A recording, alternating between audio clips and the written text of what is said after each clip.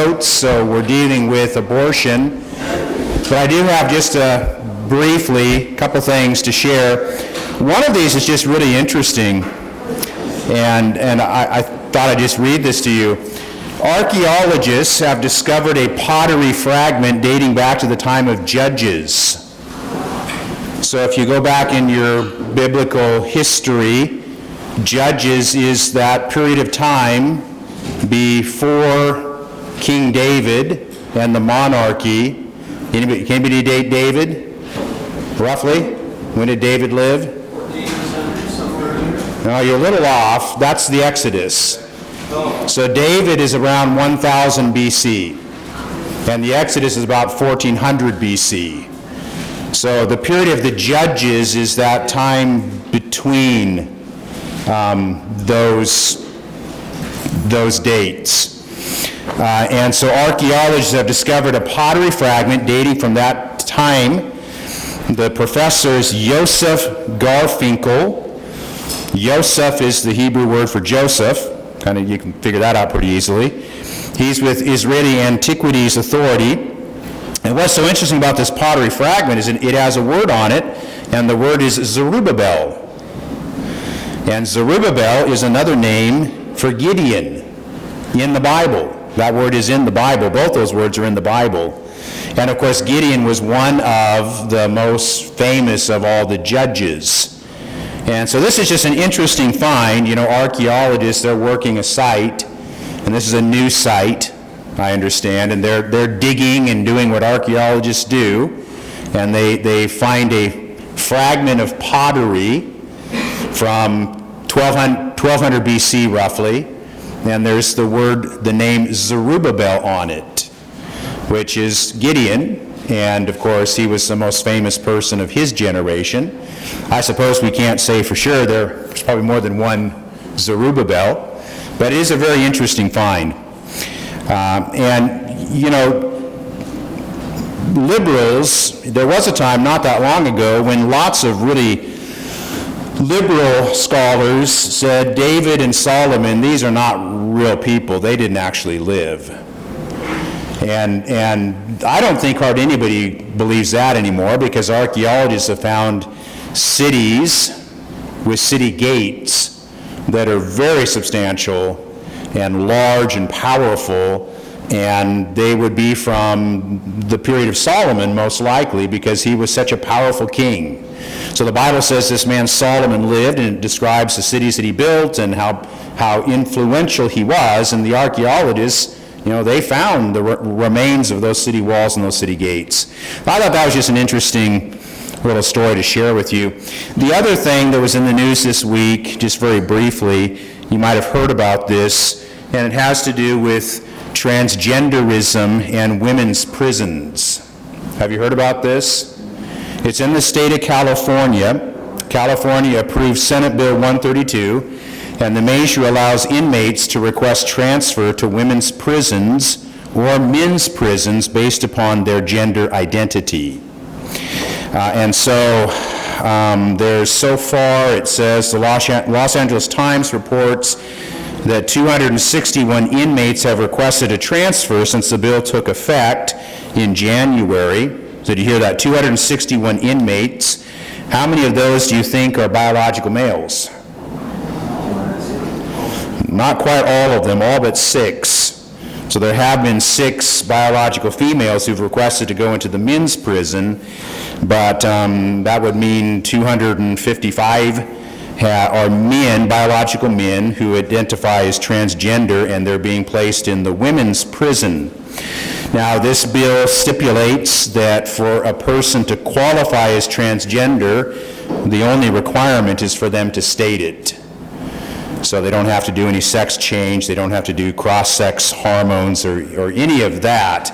They just announce that they are the opposite gender, and so you have 255 inmates that are biological males who are convicted felons, many of them, I suppose, probably of very violent crimes, who are now in the women's prison. Now, I just ask the obvious question, who is the victim of this? The women, right? prisoners are pretty young. Well, I don't know. I do know there are a number of women's groups that work with women inmates, and they are deeply concerned about this because they are concerned for the safety of women under this scenario. So I thought that was interesting. It just shows the sexual revolution continues to advance, and of course it will continue to advance. And I think that so often, you know, when you look at these issues, women and children do become the victims, I think, in this. Yeah. Curiosity question, how are they going to separate them?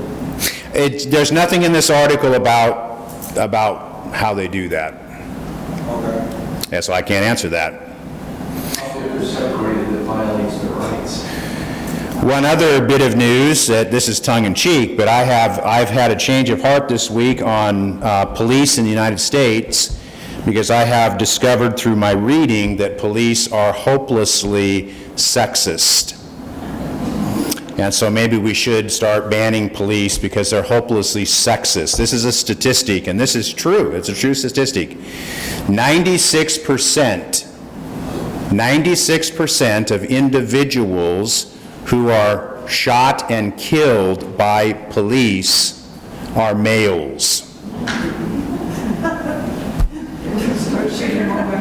Only 4% are women. So I think that we should ban police because they're clearly sexist. They have targeted men, and they're killing men in large numbers. How do you respond to that?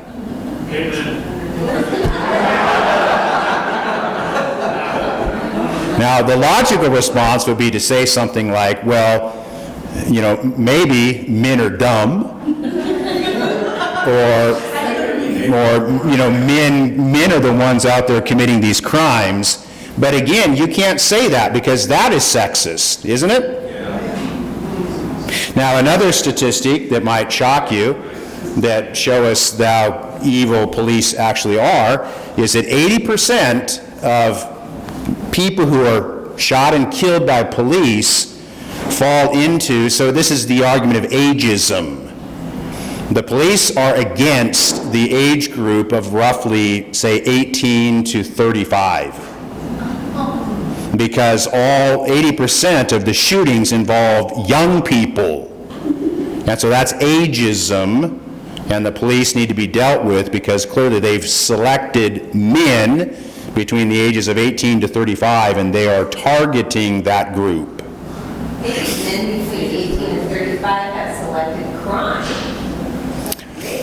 Yes, I mean, this is tongue-in-cheek, right? But it goes to the argument as police are racist because when you work through the percentages, there are more black men who are shot and killed by police than white men. Not in total numbers, but in terms of percentages, there's a higher percentage. And you can't say that, well, maybe these black men are committing more crimes than other people are, because you're racist to say that. But it's the same kind of logic that I've just given to you to say that police are, you know, they're guilty of ageism or they're guilty of sexism. Okay, so something to think about. I thought I'd just share that with you. All right, well then we go on today, and we are on, in your notes, well, I don't know where you're at because my notes are a little different than yours. Well, the right to an abortion. I don't know what page that would be on your notes. So, again, we didn't say anything about abortion last week, but this is the preeminent moral issue of our day. And so we're asking the question, where does a woman's right to an abortion come from? And the simplest answer to that question is to reply that the Supreme Court gives her that right. So prior to 1973, there were abortions in the U.S., but something happened in January of 1973, that's called the Roe decision, Roe v. Wade decision that in essence legalized abortion on demand, as it struck down all existing laws against it. So any state laws that limited abortion or prohibited abortion were struck down. So to put this in simplest terms, on January 22nd, 1973, women all across this country were given the right. By the way, 7 men gave them that right. It was a 7-2 decision. They invented this right. They say they found it in the Constitution, although if you read the Constitution, you won't find a right to abortion stated in there anywhere. To kill their unborn child, a right they did not have on January 21st of 1973. So men gave them this right. And so it's important here to distinguish between a legal right and a moral right. Okay, so help me here. During Bible school, Maria and I taught one day, and Maria played the role of Mr. Noodle. And I was surprised by no one knew who Mr. Noodle was. Do you know who Mr. Noodle was? Did you ever watch Sesame Street? No? Mr. Noodle is the adult who, and there's this one skit, and Mr. Noodle doesn't know anything. And so all the kids have to educate Mr. Noodle, to help him out. Like how to make spaghetti. He doesn't know how to make spaghetti. So just for a moment, pretend that I'm Mr. Noodle, and you need to help me here. A legal right versus a moral right. How would you define that difference? What's the distinction there between a legal right and a moral right? Moral right is right granted by God, and legal right is granted by man. Yeah, I think that is, did you hear what she said? A legal right is a right that's granted by these Supreme Court justices. A moral right would be a right that is granted by God. Now, if you want to get really technical with me, you could say, well, don't you understand, Mr. Noodle, that there's a difference between ethics and morality? And there is. Technically, in philosophy, ethics has to do with oughtness, and morality has to do with isness. Do you understand that distinction? Morality tends to be used as a descriptive word. It's more a social science word. What do people actually do? So if 9 out of 10 grade school kids cheat on tests, then cheating is normal behavior, and maybe cheating is okay behavior. So morality looks at what people actually do. It doesn't assess whether it's right or wrong. I'm not using it in that technical sense. So ethics has to do with what people ought to do. Okay? So there is that difference. But for now, moral rights, these would be rights that come from God. So I'm not making a distinction between moral and ethical. And so give me an example of this, a legal right that's not right, or that's not moral. And we have one here, abortion, we're suggesting. What might be some other ones? Maybe think about history. Slavery. The Dred Scott decision, okay? So, yeah, there was a time in our country where African Americans were enslaved, and that was legal, but it wasn't right. It wasn't moral, was it? In fact, it was profoundly immoral. It was wrong. What would be some other ones? Just taking land from someone, you mean? Yeah, your government, that may be legally right, but it's morally right. Okay. Yeah, that would be a little sketchier in the sense of trying to balance that out. But I'm not disagreeing. I'm saying that we get into deep water with that one, though. How about something that's simpler, like making a black person sit on the back of the bus, or have to give their seat up to a white person who came on the bus. Okay, that was part of Jim Crow South. That was legal, but was it really ethical? Was it really right? Was it moral? I think we'd all say, no, of course not.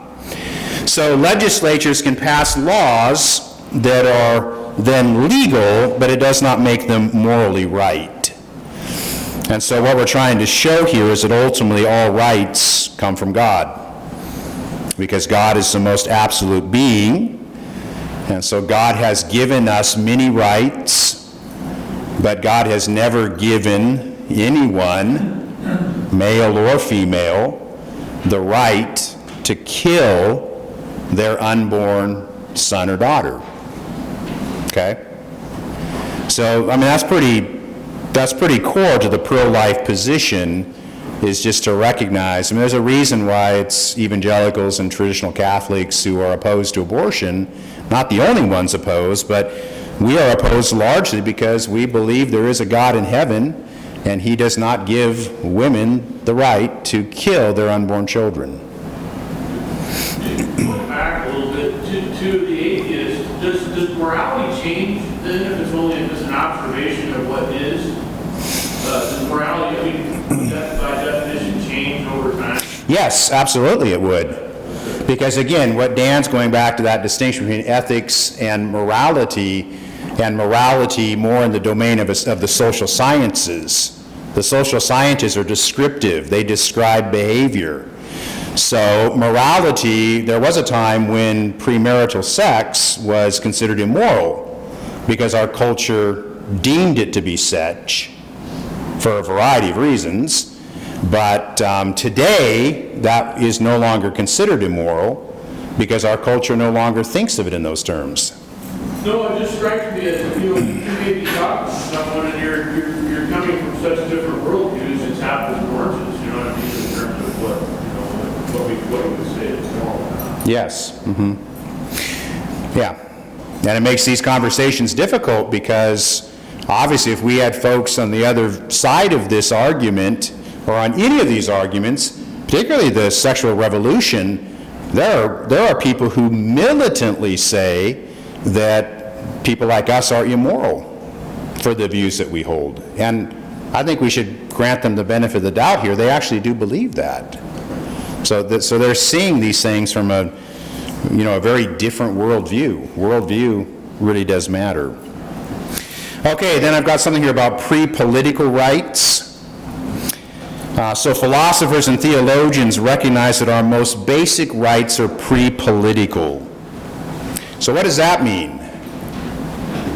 What is a pre-political right?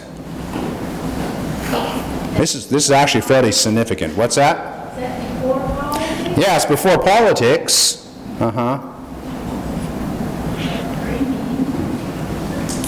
Well, it's connected to what we've been talking about. Every person has the right to life because life is a right given to us by God. And this means that no politician or Supreme Court justice or political party has the right to deny life to any innocent person, including the preborn child in the womb. Politicians and justices are to recognize and honor this God-given right. They do not create it. And so I think you've really sold the farm if you think that our rights come from politicians or justices, or even ultimately from say, the Constitution. Our rights ultimately come from God. And so judges and politicians they're called to recognize and honor these rights that are given to us by God. Now, how does the Declaration of Independence state this? Inalienable right, unalienable right. Yeah, we hold these truths to be self-evident. That means it's self-evident. We're supposed to all recognize this. It's not that difficult. That all men are created equal. Now, we could argue over that, couldn't we? Exactly what that means. And we realize that Thomas Jefferson didn't live that out very well in his own life. But the words are still the words are true, that they are endowed by their Creator with certain inalienable rights. And what are those rights?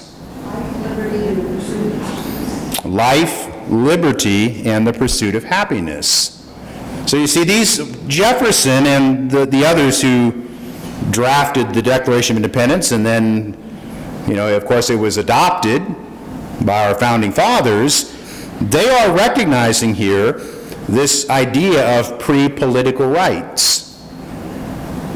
So again, rights do not come from Joe Biden. They don't. And they do not come from the Supreme Court. Rights come from God. And why is that so important to recognize? If they come from Joe Biden, what can happen to your rights? What? You can take them away. Yeah, you can lose them, right? Or you can invent new ones even that are contrary to what God actually says. If rights come from men, then guess what? You're standing in the air 10 feet up, and you're going to fall to the ground because your rights are not built on anything that can last. So what's the foundation upon which you build your rights? And the Founding Fathers recognized that if we don't root them in God, who is an absolute being above and outside of us, then we have no place else to root these rights. And if they're rooted in men, then men can give them and men can take them away. Adolf Hitler. Communist China? The Castro boys, right? Communist China. I mean, there's all sorts of examples of this that are contemporary examples. So we hold these truths to be self-evident that all men are created equal. They are endowed by their Creator with certain rights that cannot be done away with. They cannot be destroyed. And what's the first right? Life. Okay? So it seems to me that the abortion industry is not only radically anti-God, but I'd say it's anti-American. Because our founding documents tell us that we have rights, and the first right is the right to life. And that right is being, just totally ignored. And every day in this country, I don't have the math in front of me, but people got so upset about COVID and the deaths from COVID. Well, the people dying from COVID every day, if you think how many abortions happen in this country every day, what is 850,000 divided by 365? Someone do the math on that. And it's down, right? It used to be, not that long ago, quite a bit higher. But what is 865,000 divided by 365? Anybody have their calculator out? Tell us how many abortions will happen today in America? Roughly? 25,000. Is it 25,000? What did you get, Dan? 1,500. 2,370. Yeah, I think that's closer, but, so 2,300, 2,400, 2,500 every day in America.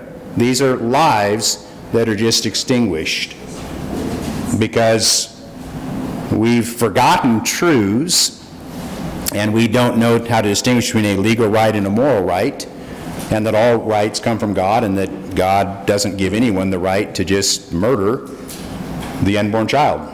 And by the way, so now, I've read this, and perhaps you have too. Someone will argue, well, because I am in favor of capital punishment. Now, we'll get to that eventually, I think. What is capital punishment? You're taking a life, aren't you? Someone has committed maybe a Tim McVeigh. Remember him? Timothy McVeigh? You got to be old enough to remember this, but what did he do? He blew up that building in Oklahoma City. He packed a truck full of fertilizers, and he knew how to build a bomb. And he built a bomb that took a building down. And he killed, I think, hundreds of people. And there was in that building a nursery, and there were dozens of children who were killed in that explosion. So Timothy McVeigh got the death penalty for that. So people will say, well, Pastor John or Roman Catholic Church, Well, actually, the Roman Catholic Church is opposed to capital punishment, so I guess they would be spared from this. But lots of evangelicals are anti-abortion, but they're pro-capital punishment. They say that is inconsistent. Okay? What do you say to that? The baby didn't commit a crime. That's right. Capital punishment is a societal government responsibility, where abortion is a personal thing. And that's right, too. There's a difference there. There's a difference between the state exercising the sword, which in Romans 13 is a reference to capital punishment, I believe.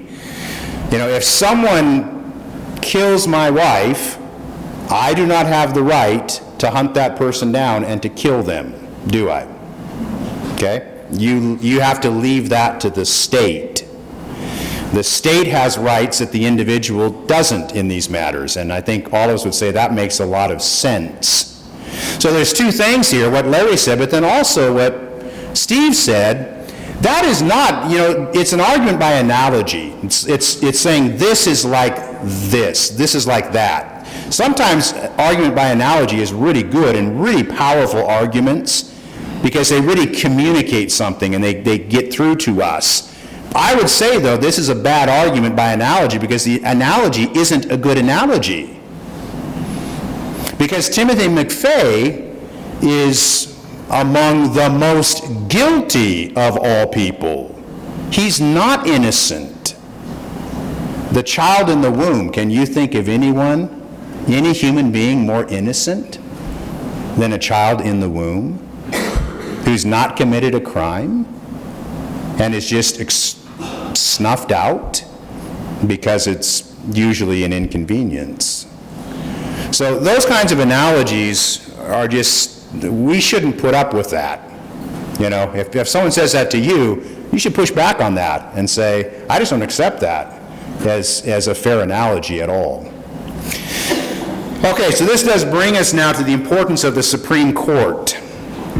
And so we need to understand this, and I think a lot of Americans probably don't, partly because we don't teach civics maybe well anymore. I'm guessing that. I don't know that as a fact, and I'm sure it depends on the school district. But the Supreme Court has so much power.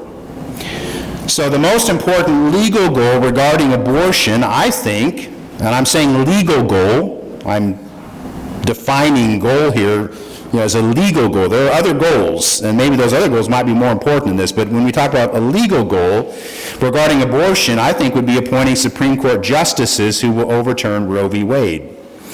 Because as long as abortion remains constitutional, the states are severely limited in trying to restrict it.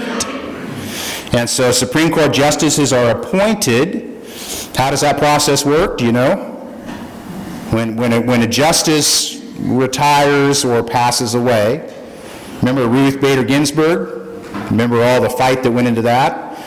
By the way, Carlton, Oregon, where I grew up, Carlton, Oregon is wine country in Oregon. It wasn't when I was a kid. Carlton was just this sort of normal, semi-dumpy little town. Now it's like as cute as Mayberry, USA. Very wealthy community. And it's the wine industry. They ripped out all the filbert trees and they planted vineyards. The soil in Carlton, Oregon is, they say, is chemically, I don't know, maybe that's not the right word for it, but it's very similar to the soil in France. So one of the big wine guys in Carlton, who my dad knows him a little bit, years and years ago, he got a phone call. And the phone call was, we have a VIP person who wants to come in and wine test. Can you arrange this? It was Ruth Bader Ginsburg. If you're a Supreme Court justice coming to Carlton, Oregon to taste wine, guess what? You're on the map for wine. So she flew in and she flew out and no one even knew she was there. So anyway, she was a Supreme Court justice and she was liberal and she was a feminist, and her legacy is not all bad. She did some good things, but on the abortion issue, in my opinion, she was altogether on the wrong side of it. She passed away here a couple years ago. Well, it's less than a couple years ago. Amy Coney Barrett, got in the court, right? Am I remembering this right? As her replacement. And so how did that process unfold?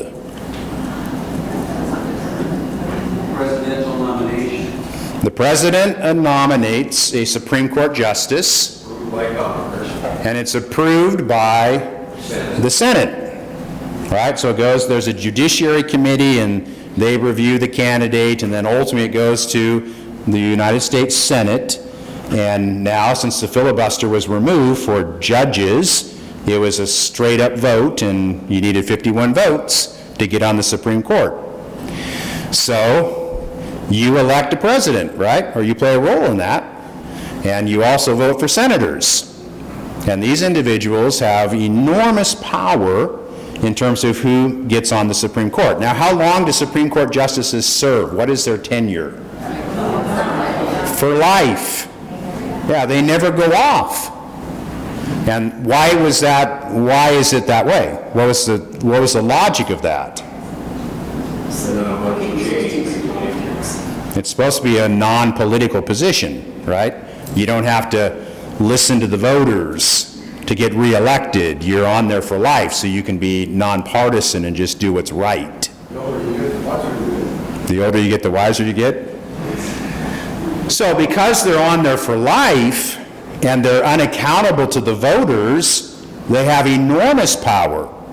And I think as a process of corruption, they have become almost a second legislature. In many ways, they make law. They're not supposed to make law. You see, the Congress makes law, the president's supposed to enforce law, and the Supreme Court's supposed to ask the question, is this law constitutional? But they invent rights now, like the Obergefell decision that legalized gay marriage. We would not have gay marriage if that had gone through Congress, because you would not have had the votes for it. So instead it went to the Supreme Court, and a right was discovered in the Constitution which isn't there, and so that's how that happened. So these individuals are extraordinarily powerful, and in many ways they are unaccountable. And so each of you needs to recognize there's a tendency for us to sometimes say, and we've had this in recent election cycles, it's like, I mean, I might step on some toes right now, but when Hillary Clinton and Trump were up against each other, I kid you not, I plugged my nose and voted. I can never be a big Trump fan, okay? Because Donald Trump is profoundly immoral in his personal life. And Donald Trump is arrogant and caustic, and he lacks kindness. But I thought he was better than Hillary, okay? Now, I like most of Donald Trump's policies. I hope Donald Trump does not run for president again, because I cannot imagine any person galvanizing the left to come out and vote in mass numbers than Donald Trump. We need to find someone who has a lot of Donald Trump's policies, but doesn't have some of the liabilities, okay? Now, I realize, forgive me if you disagree with me on that, okay? I did vote for Donald Trump twice, because I you know, you got the person, you got a personality, you got policies. And Joe Biden, if I had to choose between Donald Trump and Joe Biden for neighbors, I'd probably choose Biden. He'd probably be a nicer neighbor. But when it comes to policies, I can't vote for Joe Biden. You know why I can't vote for Joe Biden? First and foremost, because of abortion. I cannot vote for a candidate for a national office who does not have the moral wisdom to recognize that killing the innocent unborn is abhorrent. Okay? So the Supreme Court, I've given you some names here. These are the names currently on the Supreme Court, and I'm making some judgment calls here. We don't know until there was actually a vote, and whether there will ever be a vote, we don't know. What we do know, I think, with some certainty is that there are cases coming before the Supreme Court that have to do with abortion.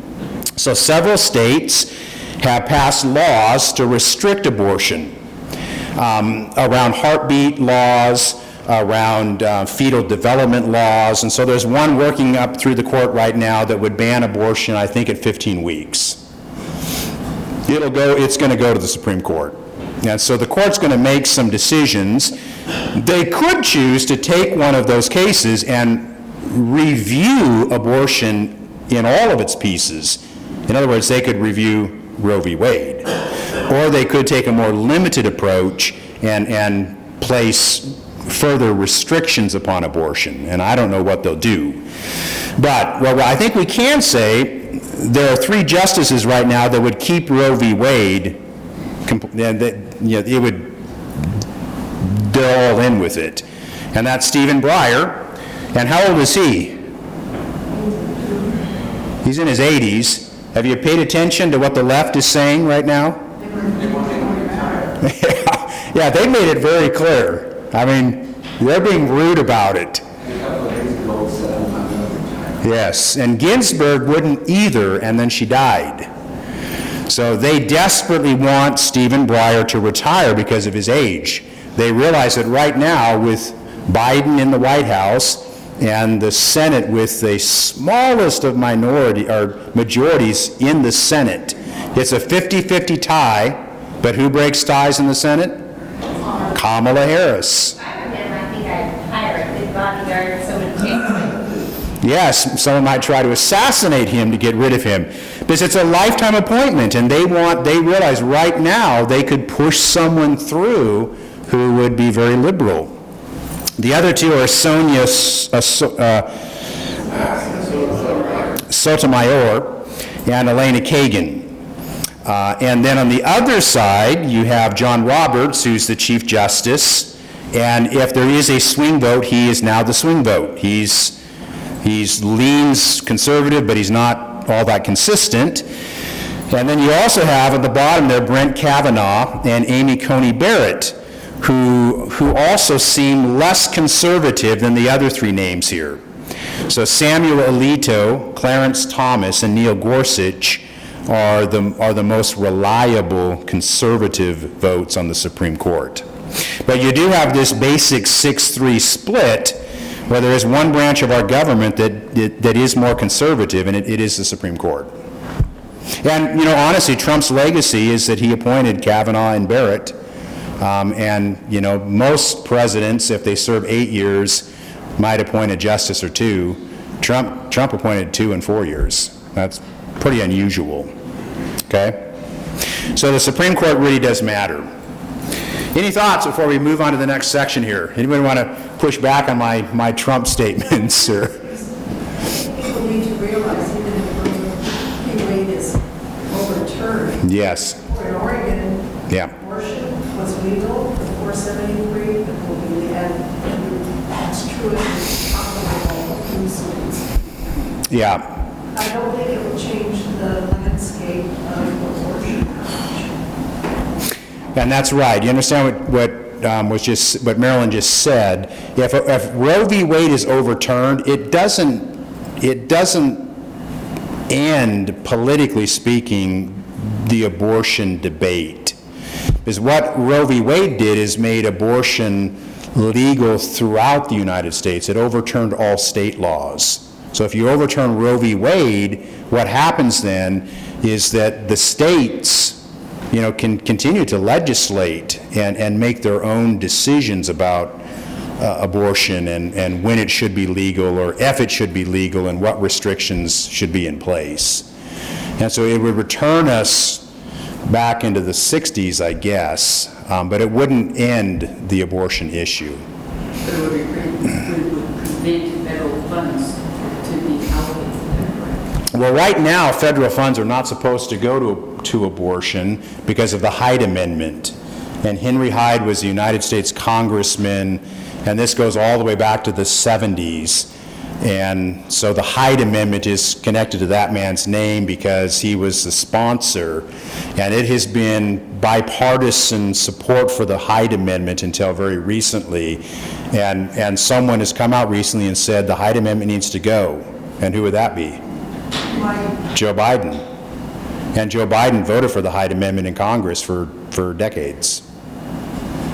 So Joe Biden is a Roman Catholic, and he is a disgrace on this issue to his own religious tradition. But state funds can be used, and that's what happens in Oregon. Yes. State funds are used to pay for. Yes, and some of these things become, so the Hyde Amendment says you cannot use federal funds to support abortion, but some of this becomes, this is politics, right? So what ends up happening is that federal funds go to Planned Parenthood, and they do, but they can't go to Planned Parenthood's operations to do abortions. They can go to Planned Parenthood's other services to women. Well, you realize, I mean, that's pretty ridiculous, isn't it? But that's where we're at. Any other thoughts? Well, Franklin Graham said that Donald Trump did more for religious liberty and right to life than the president. He did. Donald Trump was the most pro-life president we've ever had, more so than Ronald Reagan. Yes. The other thing I wanted to throw in there is that Kate Brown in the Oregon legislature, there's a supermajority that's have advertised for several years now that come to Oregon or anywhere in the United States, no matter if you're a legal person or an illegal alien, you get a free abortion. Why can't we petition to have free adoptions?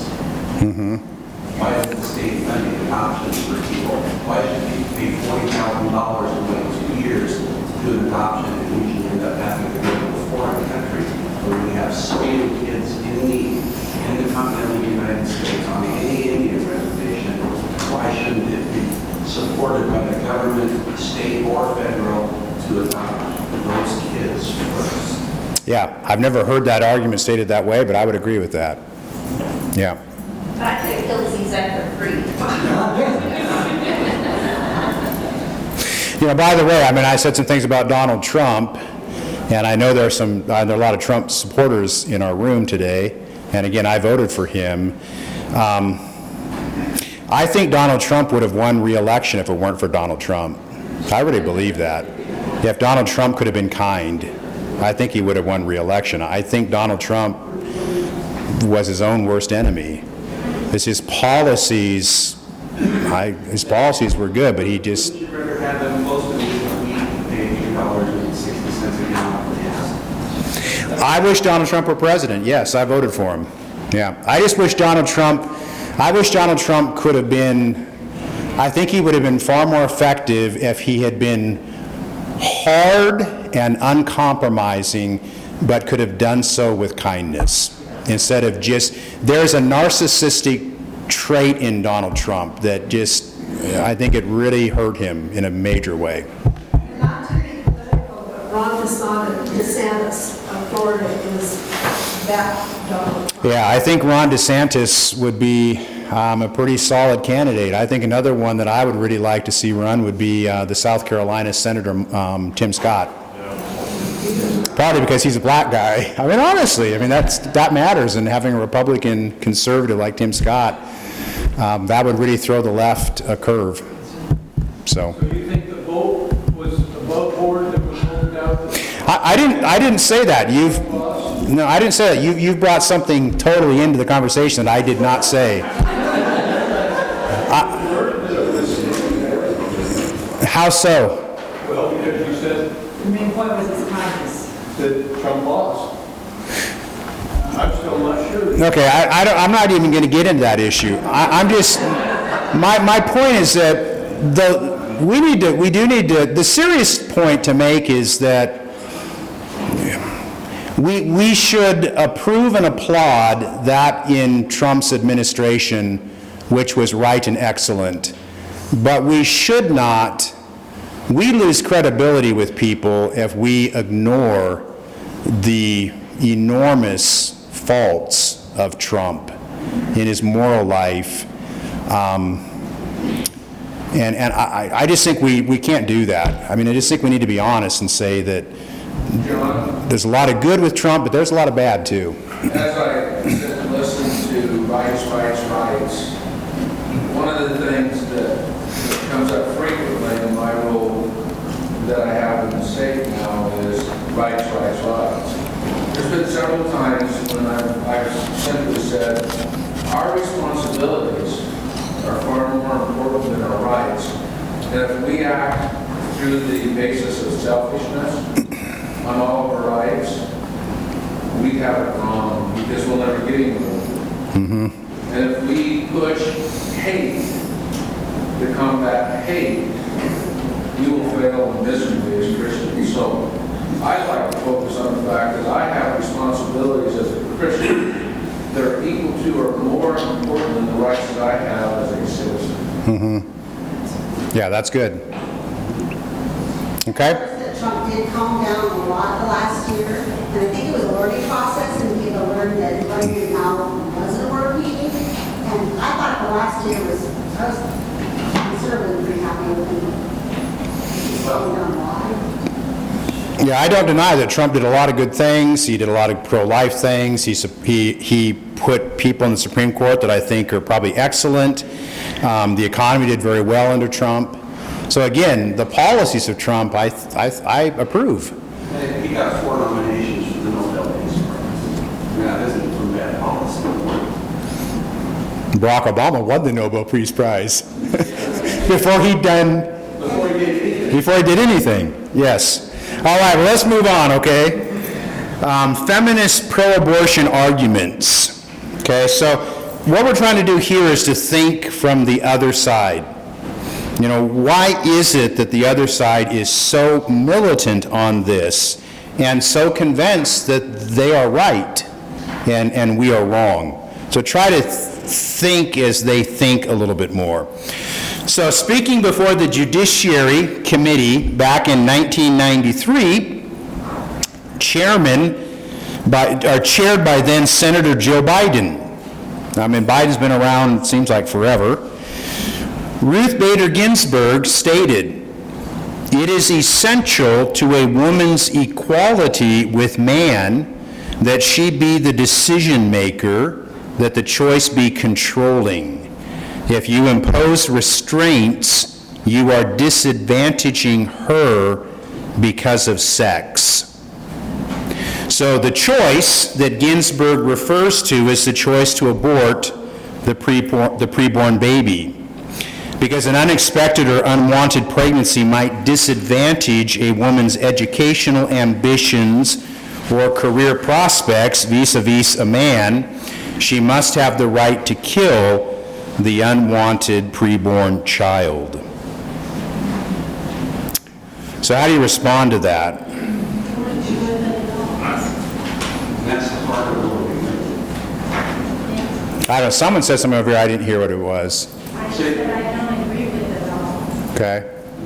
I'd say that was the heart of Roe v. Wade, was that decision to save a family Bader Ginsburg. What about disadvantaging the unborn child? Yeah, I mean, obviously in the abortion debate from the left, it's always only one person, and it's the woman. The child is never given a voice. The child's never acknowledged. But Dan, you were going to say something, then Maria? If she had said no 9 months before, the choice would be controlling. If we're going to use that argument, right, and not to place all the responsibility on the woman, but that would be a controlling decision. Yeah. Maria? Well, I can see what she's saying in that a woman's fate is in the hand. There are a lot of men that are unworthy and that aren't good to women. And so I can understand where they're coming from, that some unworthy man shouldn't have all the power over a woman. But like Dan says, yeah, so if we introduce some morality, we would be in this vote to begin with. But I'm not. I can understand Where they're coming from. I can understand that women bear the burden of the sexual act because they get pregnant and men don't. I can understand that. But I would push back a little bit, you know, if a woman aborts her unborn child, she's doing more than aborting her unborn child, isn't she? Who else's child is this? There is a father, and it's his child too, and he has no say in it. So I mean, that does need to be considered. But I do understand that women bear the brunt, and men can get a woman pregnant and then just desert her and run away and leave her in a lurch, okay? So, Well, they give no weight to the fact that that unborn child is a child of God. God is taken out of the equation if they make a decision that they want to have an abortion. were you going to say something? Yes. My thought process was also that if that option or that choice was able to be made by a man, there may be many men out there that would force an abortion on a woman because they didn't want the child. And they don't want to be responsible for it. Yes, and we all know that there have been many young men who have driven young women to the abortion clinic and put pressure on them to terminate the pregnancy. That's undoubtedly a fact, yes. One thing that's interesting is that a lot of, it's hard for me to visualize this, but the right to life, I get stuff all the time from them.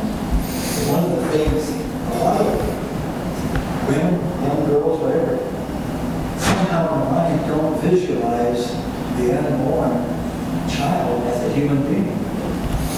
And there was a thing I read that's probably like 6 months ago, so whatever. They were trying to get through to actually decide when does life begin? Because that's the real thing. I mean, I believe at conception, of course it's but if you don't believe that or know that, I mean, I can understand why women, how could you not know, but yet they say they didn't realize it was a baby until now they see it on I can't think of it. Ultrasound. Yeah, Looking at Kentucky that passed the fetal heartbeat bill. There's been a number of them passed. Kentucky might be one of them. I think, at the level of young pregnant women, there still can be that question, when does life begin? At the level of the medical community and the ethical community, that's not even an issue anymore. In other words, everybody knows that life begins at conception. The pro-abortion people know it too, and they acknowledge it. But they fight that ultrasound thing to the death. They do not. Yeah.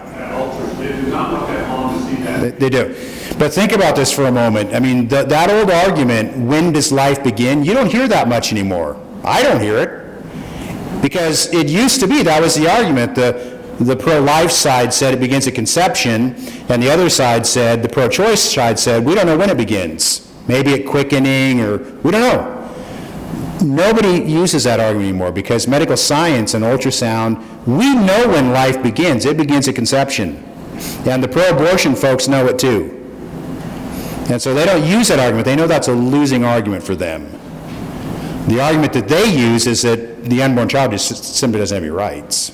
So do you see the hypocrisy here? We've been lectured for the last 18 months about following science. And here there is an absolute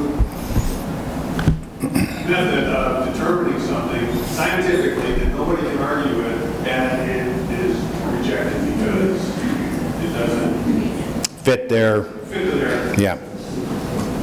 Let me read a little bit more. We got to end here. The notion of personal bodily autonomy. Okay, we're back to that idea. Autonomy. I'm a law unto myself. Nobody can control me. Nobody can tell me what I'm going to do, how I'm going to live my life. Not even God. That's the dominant worldview of our culture. So personal bodily autonomy flows out of postmodernism, which holds that ultimate authority is not vested in God or in science, but in the autonomous, sovereign individual. And what of the right to not have children? What Dan was saying. Could this mean the right not to engage in sexual activity that leads to procreation? Hardly. The right to abort their unborn children would be a far more accurate expression of the meaning. the right to abort their unborn children would be a far more accurate expression of the meaning. In other words, reproductive justice is the assertion that a mother has the human right to take the life of her unborn child if she so chooses. Okay? So is there one person in this, or are there two people? If there are two people, then what about the rights of that second person? Does that second person have any rights? And right now, the left says that second person, the unborn child, has 0 rights. Okay? And it's all rooted in personal autonomy of the mother. So, I don't know, when I read this, again, Ruth Bader Ginsburg's statement, it is essential to a woman's equality with man that she be the decision maker, that the choice be controlling. If you impose restraints, you are disadvantaging her because of sex. Let me read Mother Teresa to you, and then we'll close. This was given at a prayer breakfast back when Bill Clinton was in the White House, and Bill and Hillary were in attendance. And it's a very long statement. I'm just going to read a couple paragraphs. I was surprised in the West to see so many young boys and girls given to drugs. And I tried to find out why. Why is it like that when those in the West have so many more things than those in the East? The answer was because there is no one in the family to receive them. Our children depend on us for everything, their health, their nutrition, their security, their coming to know and love God. For all of this, they look to us with trust, hope, and expectation. But often, father and mother are so busy, they have no time for their children, or perhaps they are not even married, or have given up on their marriage. So their children go to the streets and get involved in drugs or other things. We are talking of love of the child, which is where love and peace must begin. These are the things that break peace. But I feel that the greatest destroyer of peace today is abortion, because it is a war against the child, a direct killing of the innocent child, murder by the mother herself. And if we accept that a mother can kill even her own child, how can we tell other people not to kill one another? How do we persuade a woman not to have an abortion? As always, we must persuade her with love. And we remind ourselves that love means to be willing to give until it hurts. Jesus gave even his life to love us. So the mother who is thinking of abortion should be helped to love. That is, to give until it hurts her plans or her free time, to respect the life of her child. The father of that child, whoever he is, must also give until it hurts. By abortion, the mother does not learn to love, but kills even her own child to solve her problems. And by abortion, that father is told that he does not have to take any responsibility at all for the child he has brought into the world. The father is likely to put other women into the same trouble. So abortion just leads to more abortion.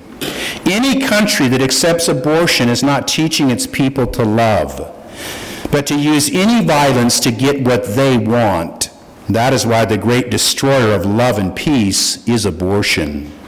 Many people are very, very concerned about the children of India with the children of Africa, where quite a few die of hunger and so on.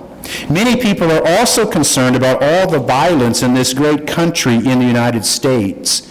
These concerns are very good, but often these same people are not concerned with the millions who are being killed by the deliberate decision of their own mothers. And this is the great destroyer of peace today, abortion, which brings people to such blindness. Now we'll close with those thoughts. But I think that is a good response to the argument of personal autonomy, because frankly, At some level, it becomes just, I think, selfishness. Love is sacrifice. The young woman, when I was a senior in high school, there's a young woman, Wendy Litz. She sat next to me in the band. She played clarinet, as I did, through grade school, and then I quit the band. Our band director, his name was Bob Yonker, and we were known as Yonkers Honkers. Well, Wendy Litz got pregnant her senior year of high school, and Todd Ratsky did the deed. And Wendy Litz walked through that entire year of high school pregnant, and she had her baby. And one of my regrets is that I never went to Wendy Litz and said to her, I admire and respect you for making the choice to keep your child. Because back then, to go through your senior year pregnant, there was some shame and embarrassment in that. But to recognize that she made a choice, a sacrificial choice, to keep her child. So, anyway, I need a volunteer to close our time.